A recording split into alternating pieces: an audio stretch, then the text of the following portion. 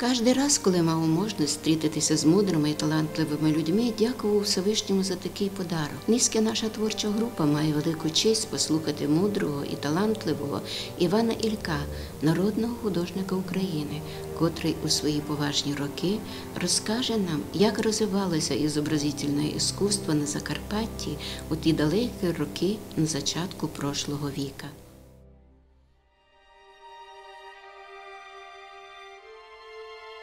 Образотворче мистецтво – це пласт культури, і причому світової культури. І початок цивілізації, воно почалося із образотворчого, з розпису пещер, із тотемів і так далі, з пірамід і так далі. Так що це надзвичайно вагома річ, але Закарпаттям ніхто ніколи не цікавився.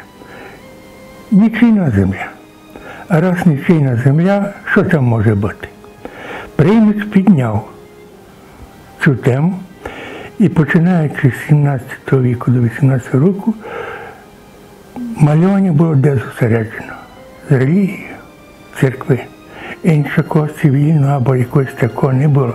Були дві паралелі – народне мистецтво, бо чоловік хотів прикрасити своє житло, і з тим всім і релігійне мистецтво у тому всьому. І коли він видав перший том, другий том, і світ увидів, що це якийсь глибинний пласт культури у цій землі, якась звала нічийна.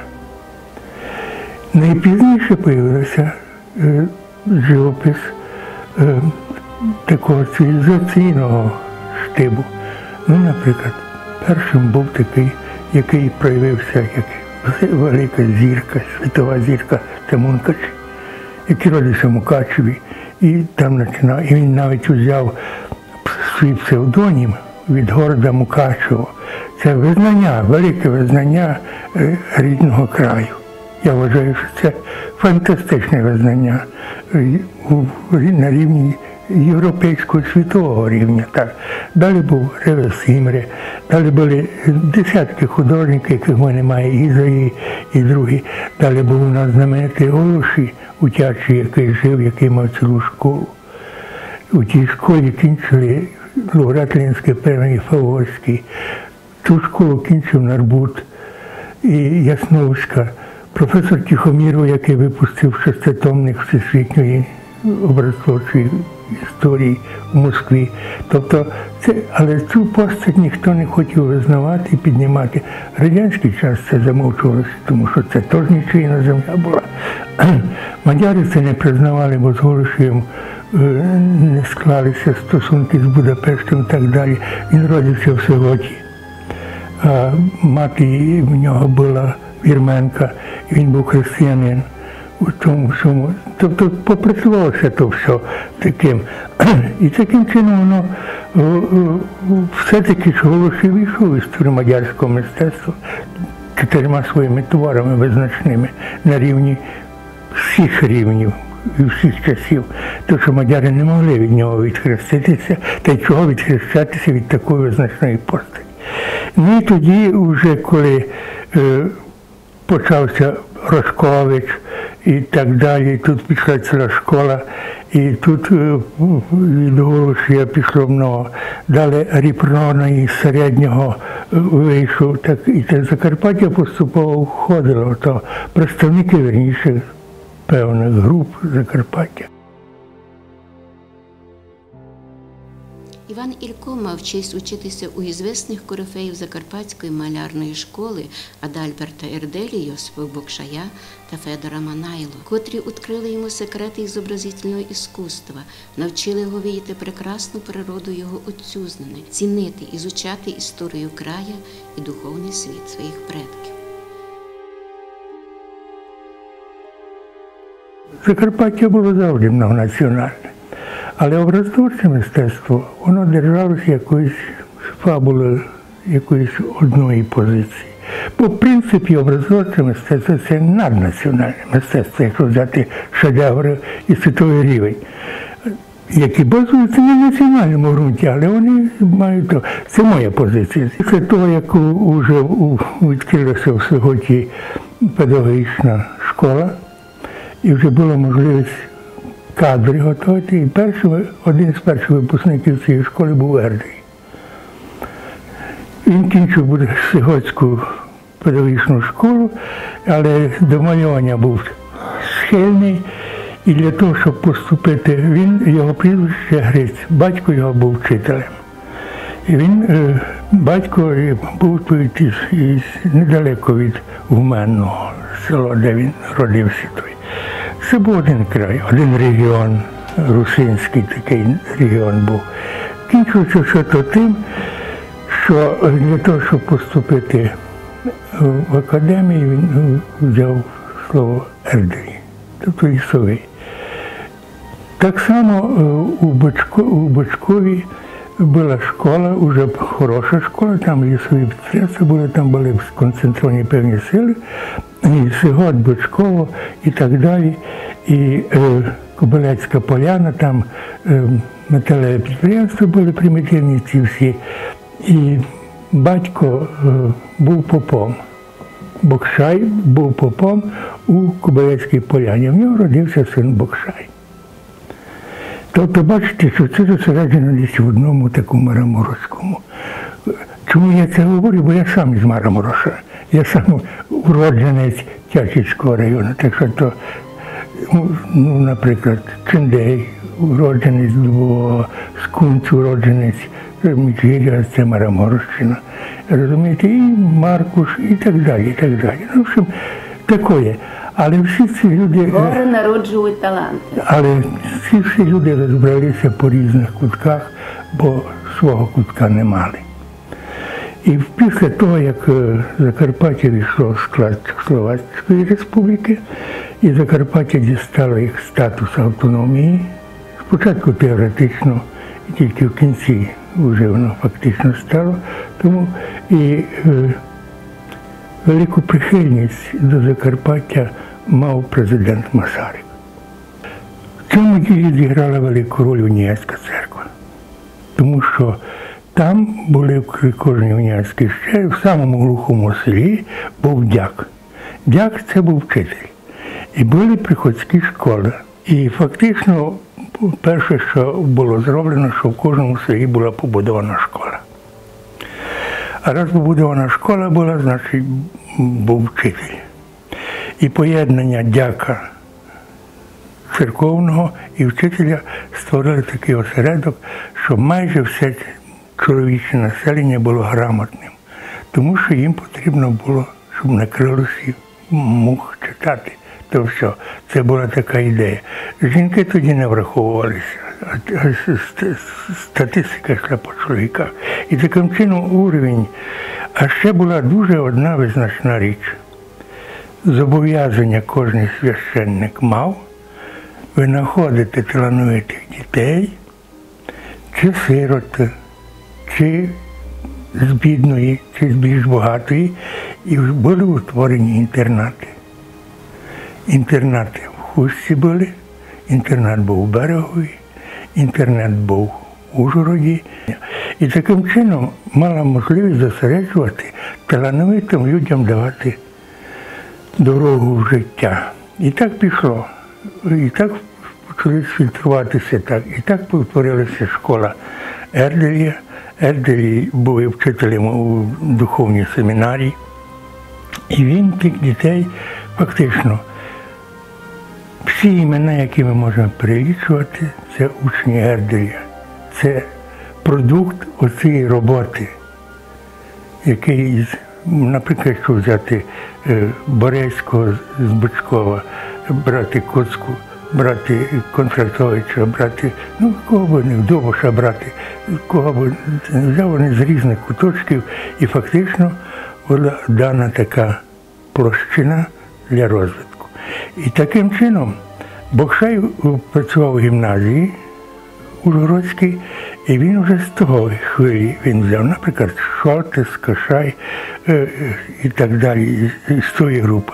І вони об'єднали, вони назвали це публічна школа. Хоча це була суботня, недільна школа, бо вони всі працювали вчителями, то жити за рахунок малювання було неможливо. Ну і таким чином, коли рух пішов, коли була зроблена перша виставка, друга виставка, і тоді уряд дав стипендію Ерделі. Спочатку він в Мюнхені був, далі в Парижі був і так далі. І фактично, коли він не остався там, ось що велика якась загадка, чому він там не остався. Він вже в Парижі мав досить великий успіх. Це доконаний факт. Але він вернувся сюди. І таким чином пішла оця недільна, суботня школа, вона продовжувалася на протязі всіх років. Тобто вони Ужок, Невицький і так далі, в пленерах. Фактично це була школа пленерів, так би мовити. А коли почалося формувати, вже десь мали край став багатіти, з'явилася можливість заробляти, можливість публікації і так далі. Далі була виставка Ерделя у Європі, мала успіх великий.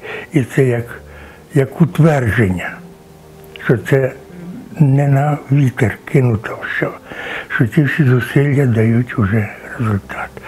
І воно вже набрало цього руху. І далі, коли стала Карпатська Україна до 48-го року, Туряниця Іван Іванович, він керували комуністи, але це була Народна Рада і так далі, була створена академія.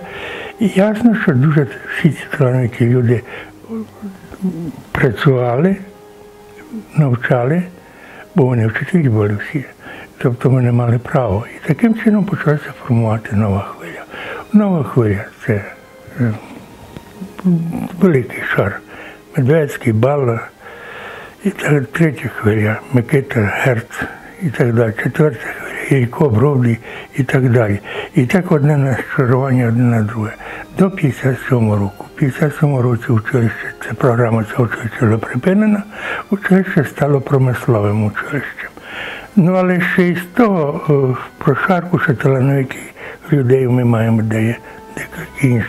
Послідніми такими визначними постатями були це Дунчак і Семан у 57-му році. Творчество Івана Ількайса – передача емоційного і осмисленого світа тих людей, які зустрічалися йому в житті. Він засобами живописного язика творить із цих стріч велику панораму карпатського світу, передає мудрість і в той же час простоту їх характерів, образ їх мислення, духовний світ горя.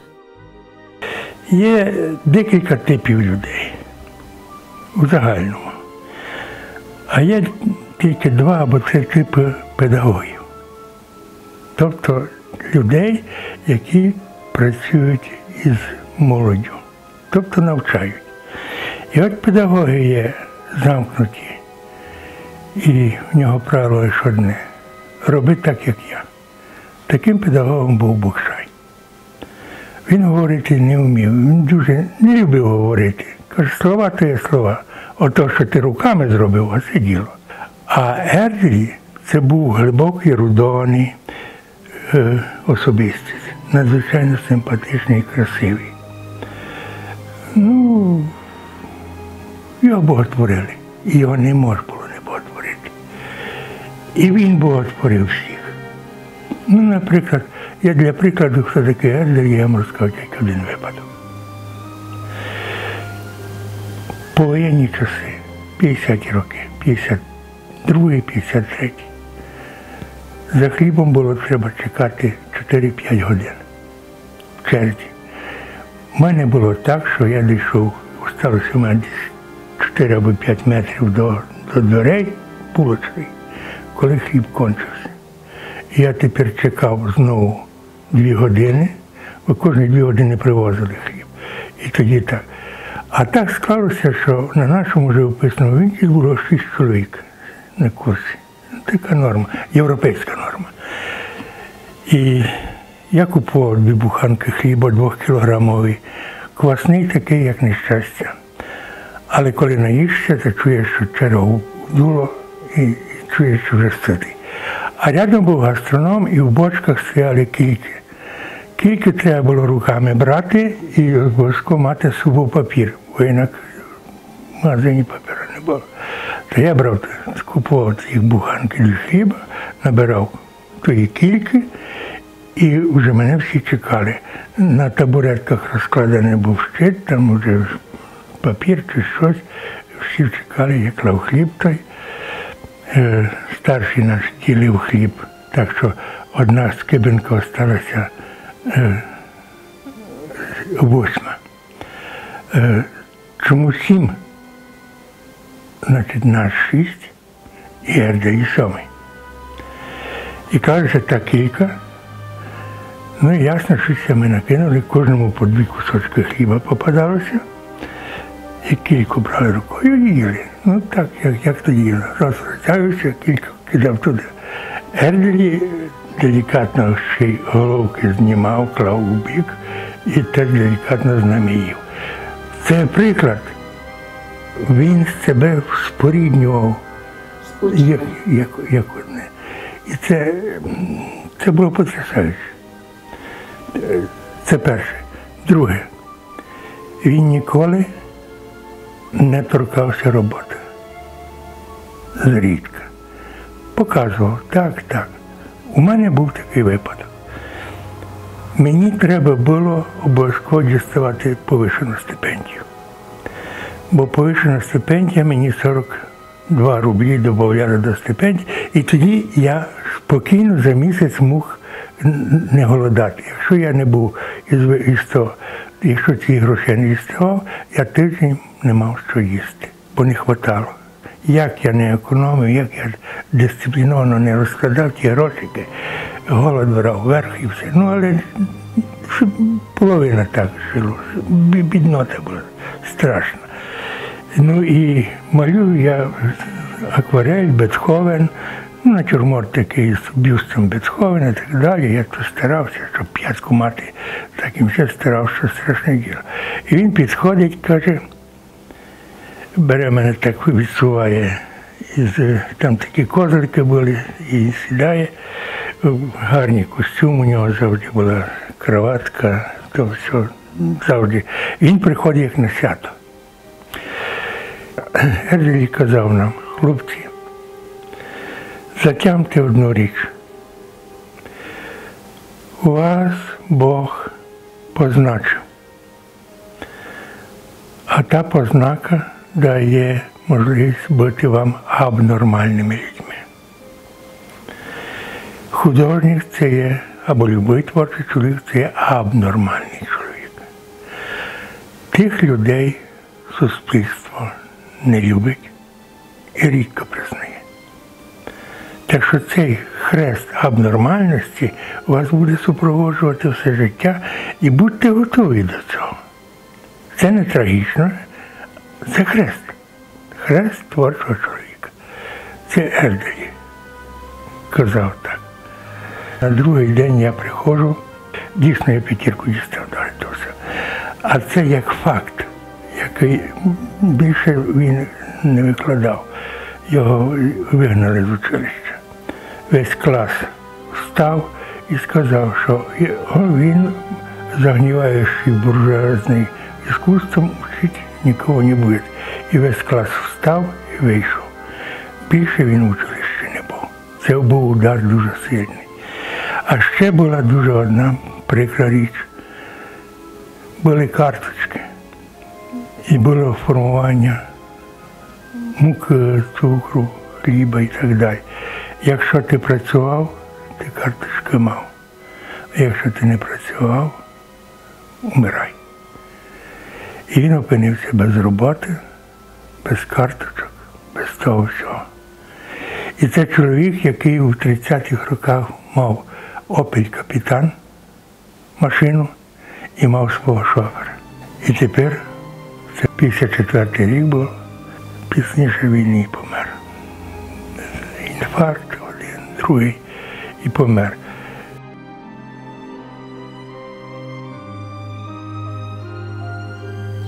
Іван Ілько як ніко розуміє філософію своїх предків, бо сам вирос серед цих мудрих, роботящих і поміркованих горян.